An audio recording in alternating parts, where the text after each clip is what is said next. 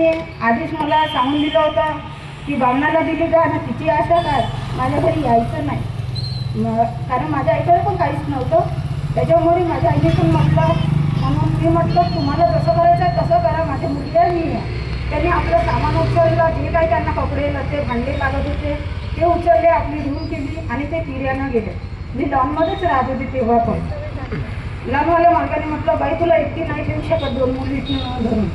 ठीक आहे काकाजी म्हटलं. मग मी पण एक रूम पाहिली 1000 रुपयाची, 2 मुली घेऊन मी पण 1.5 वर्ष तिथं राहिली. भगवंताला योग मागत गेली. मी तेव्हा पण 5 वाजता उठूनच ज्योत लावत होती. नव्हते माझ्याकडे कार्य नव्हते, काहीच नव्हतं, तरी मी 5 वाजता ज्योत लावत होती आणि भगवंताचं करत होती. मग ते बाहेर असे राहता घुमता त्यांना अटॅक आला. माझ्या बहिणीच्या घरी वारले ते आणलं आणि हे शब्द मी कधीच सोडवले नाही की ते मार्गात माझ्याबरोबर होते, पण त्यांच्या भावाने म्हणजे अंतिम संस्कार त्यांच्या परीने केला. हे शब्द मी कधी कार्यकर्ता काकाजीकडे म्हटलं नाही, पण आज माझ्या मनात आलं म्हणून मी चर्चा बैठकीत सांगत आहे. तेव्हापासून आम्हाला माझे मिस्टर नव्हते म्हणून मला कोणी कार्य पण नव्हते देत. कार्यकर्ता काकाजीकडे कोणत्याही गेला तर नाही तुला मुलीचा कार्य नाही मिळत असे म्हणायचे. मी नाक्यावर पण गेली, संतोश्री काकाजीकडे पण गेली 2दा. म्हटलं काकाजी मी मार्गाचं तर करते आणि मला आवडते, मी माझ्या मुलीसाठी करते. तुझे मिस्टर नाही आहे, मुलगा पण नाही आहे, तर कसे करशील, कशी तू म्हणजे त्यागी नाही बनू शकत. म्हटलं त्यागी नाही बनू शकत तर काय झालं, मला मार्गात राहायचं आहे आणि मला चांगलं वाटते माझ्या मुली घेऊन. नाही म्हणे.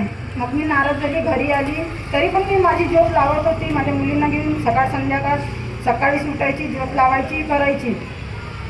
अचानक मला माझी आत्या मरण पावली आणि तिथे मला सोनटक्के भाऊ दिसले. माझे कार्यकर्ता नव्हते तेव्हा, ते तिथं दिसले. मग मी माझ्या आत्या बहिणीला विचारलं हे कोण आहे.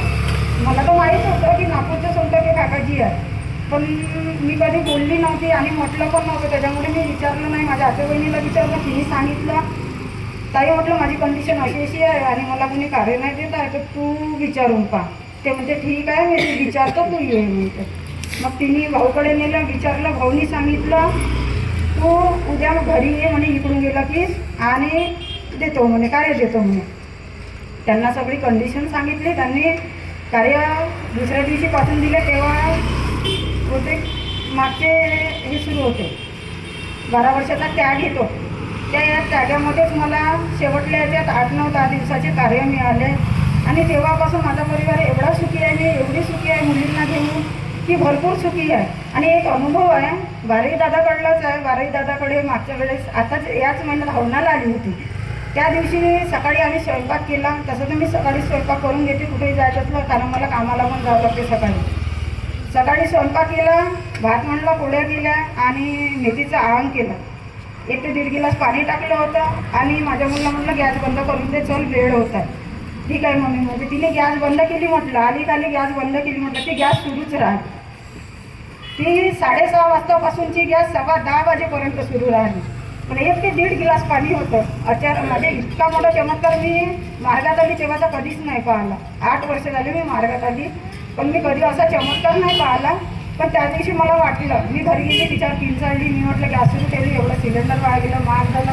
तू रागावलं तिला, पण मग मला वाटलं की नाही ही भगवंताची कृपा आहे आपल्यावर. की 1-1.5 गिलास एकदम 3 ते 4 घंटे काहीच नाही झालं. म्हणजे ते जळली भाजी जळली पण आग नाही लागली. इकडे तिकडे पेपर होते होतं पण कुठंच आग नाही लागली किंवा कुठंच काहीही नुकसान नाही झालं. घरी गेली वास आला. म्हटलं कशाचा तरी वास आला. पाहते तर भाजी पूर्णपणे जळली होती. कटोऱ्याला आस नाही, गंजाला आस नाही, फक्त काळा कटोरा होऊन भाजी जळली होती.